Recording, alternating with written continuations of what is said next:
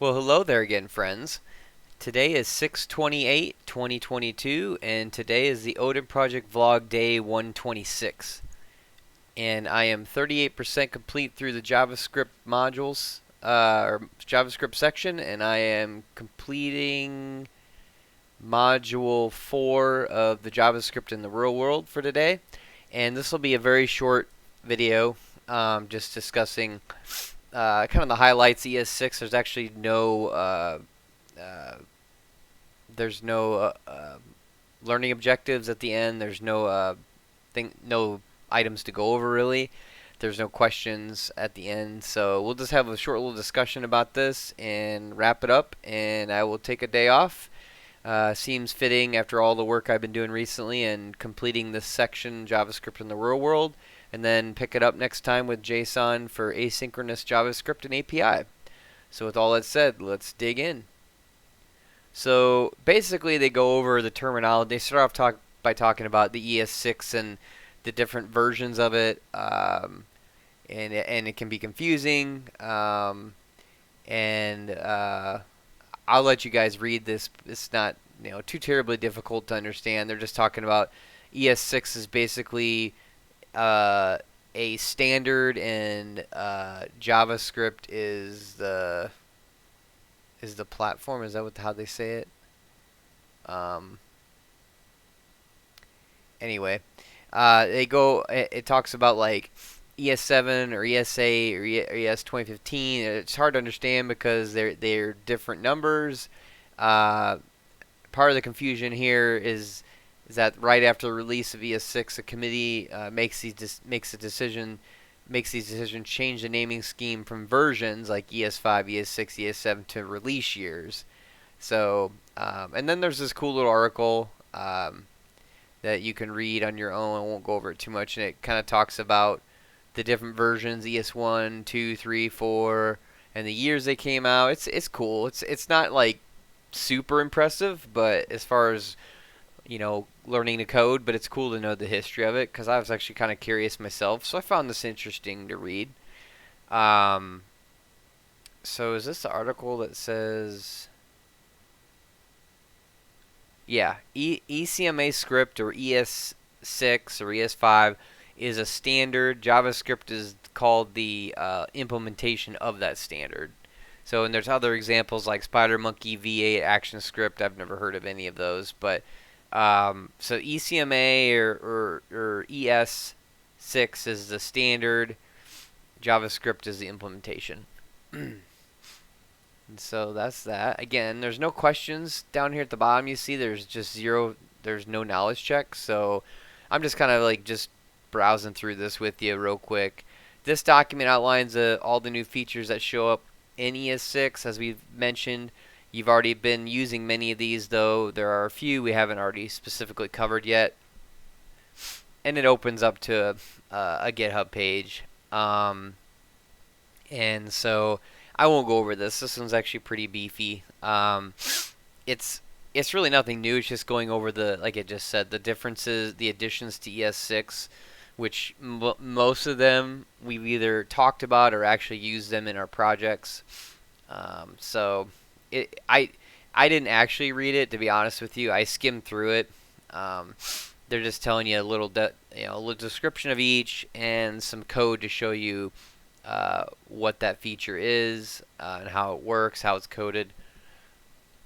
And so, and they talk about the problem is that JavaScript's constantly updating with new features, and that it sometimes takes web browsers quite a while to catch up and implement the new features once they're released. And so, basically, in a nutshell, that means that your new features will not run in browsers that do not support it. So basically, if you're writing your code in ES6 and you, for whatever reason, have a need to support IE6, it doesn't support ES6, so your code will break. It won't work with IE6 in the various forms of it. And so all this wordy basically comes down to say you can. I'm probably gonna butcher the name of it, but I've heard of it before. I think we may have talked about it on the channel. But Babel, you can install that, and that works inside a Webpack, and this is a link that goes out to Babel, but it's a tool that takes your modern JavaScript code, and yeah, we have talked about this before because we talked about transpiling programs before. So it takes your JavaScript code and transpiles it to code that older browsers can understand. So that problem that the fictitious problem I just gave about IE6 could be solved with Babel if you set it up correctly and use the correct presets, as you learn in some of the other readings on Babel's site, or Babel. I don't know. I'm just gonna call it Babel, but you can set it up, and that it will actually transpile your code as you output it in Webpack. It works really well with Webpack, so you set it up as a rule in Webpack and a configuration item, and it will take your index.js file and output it to your output file in your destination folder as whatever version you're trying to run it on. So if you're backward compatible to yourself, for say your app's going to support ES5, for example, it'll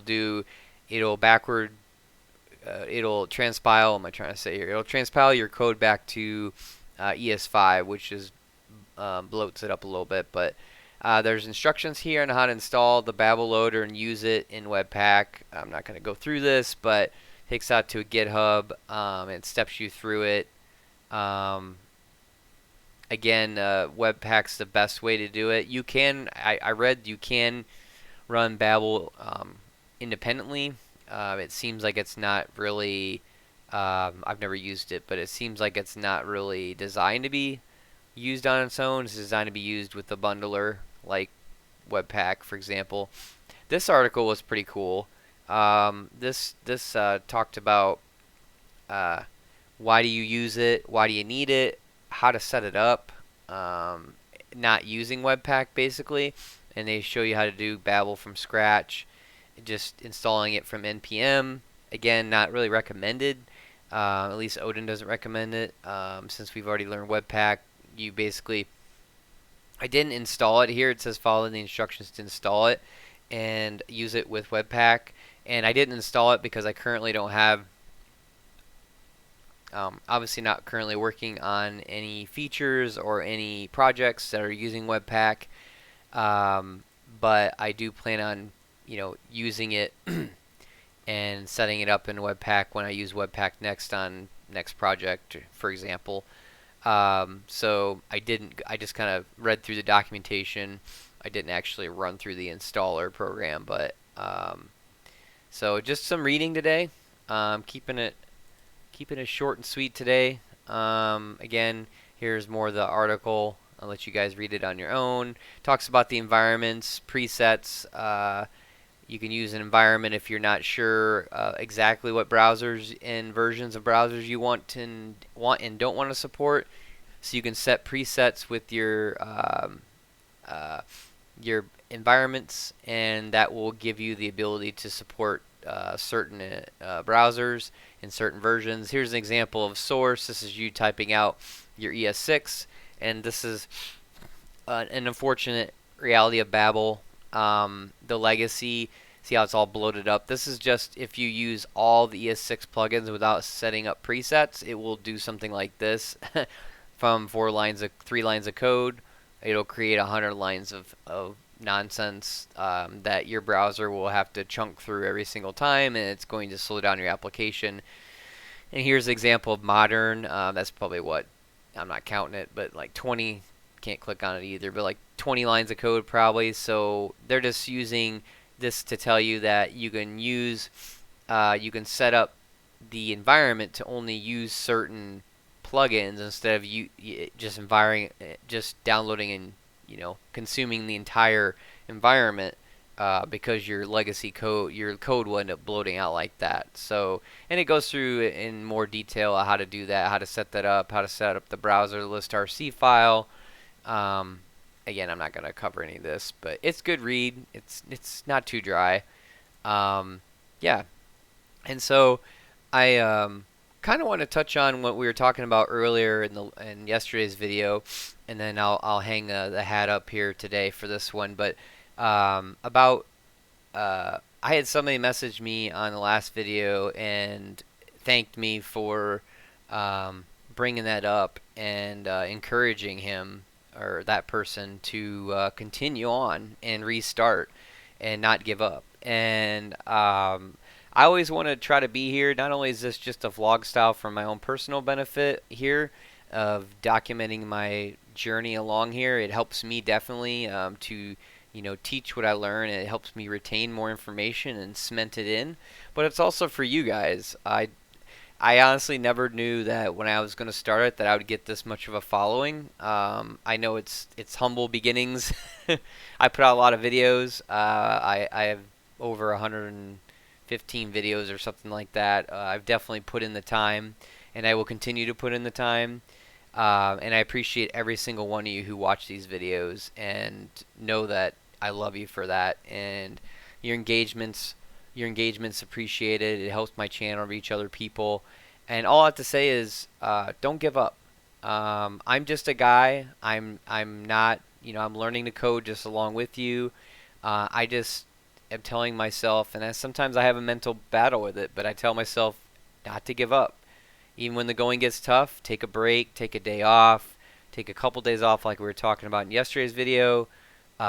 Take a breather, but don't give up. Come back to it. It's worth it. It's worth the struggle. It's worth the fight, and you will figure it out. It's just a matter of grit, perseverance, and time, and going to the right resources and getting help in the Odin Project Discord group and Googling and all them things. And you can ask in here in the comments section. I do usually, if it gets too in depth, I do usually point you back towards the Odin Project Discord server, mainly because it's really, really hard, basically impossible, for me to troubleshoot code in this type of environment, in a YouTube video and in comments and all that. And so I will always point you. I'll try to answer low-hanging fruit, but if it's a fairly complicated answer, or I just don't know, I will be honest and I'll point you towards the Discord group. But well, that's what they're there for. So, and they're very helpful. I have used them a couple of times, but please don't give up. This is so worth it. There's so many aspiring programmers and software developers out there, and software engineers, whatever you want to call them, that just give up and they just stop. And because it gets hard, it does, and it's very demotivating, especially when you don't have. I wish I had something like this that I could follow along with, of somebody who's going through the process, because you don't feel so alone. And I'm not saying I feel alone, because I do feel like, in a weird sense, you guys hold me accountable, and I appreciate that. Even though you don't, I just feel it's there because you guys are waiting for the next upload and the next video and the next lesson and the next vlog.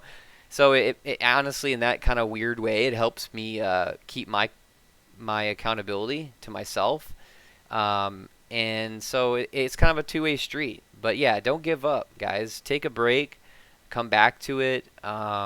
Set a schedule, a very attainable schedule. The guy that I was talking about that messaged me in that message in the comments, he asked about a schedule, and if I thought it was good, and yeah, it's good. Whatever works for you. Just make sure your schedule works for you, and that you're not setting something that's not attainable. Like, if you legit can't spend more than an hour a day, like mine's basically an hour a day, and a little more on the weekends, but if you can't commit to an hour a day during the week, then don't do it. Do less. Do like a half hour. Even a half hour is better than nothing, as long as you stay consistent. You'll take longer to get there, but you'll get there. And I do about an hour to an hour and a half every day. I take usually Mondays off, but yesterday I didn't because I was really cranking it out and I wanted to get a video out. But so tomorrow will be my 1 day off a week. I'm going to take tomorrow off and not do anything and rest my brain before we move on to the next section. And that's kind of how I do it. And then the weekends, I usually crank stuff out. If I put extra time in, it is usually on the weekends, because that's when I have more brain power and more availability and more bandwidth to get it done. So yeah, I didn't mean for this to ramble on, but I really think having just kind of a one-on-one chat with you guys is really good. I think it's inspiring. I think it's inspiring for you to hear it, that that I'm your cheerleader, that we're going through this together, and don't give up. Even if you see that I'm, you take it as motivation when you see I post the videos and I'm on day 125 and that I'm putting out the videos and you're stuck in foundations. That's okay. That's okay. Just take it as motivation to start over or refresh yourself and start up again. Or if you're hitting it hard and it's the opposite situation and you need to take a break and you've been hitting it hard, take a break. By all means, take a break. Just come back. So, anyway, with all that said, please like, share, and subscribe for more content. And let me know in the comments section how you guys are coming along and how you're with this discussion here too. Like, your understanding of not only the material, but how you doing mentally, how you holding up with the program, how you coming along. Are you using grit and perseverance and scheduling and time management to your advantage, or are you letting it get the best of you? I look forward to hearing from you in the comments section. So with all that said, till next time, see ya.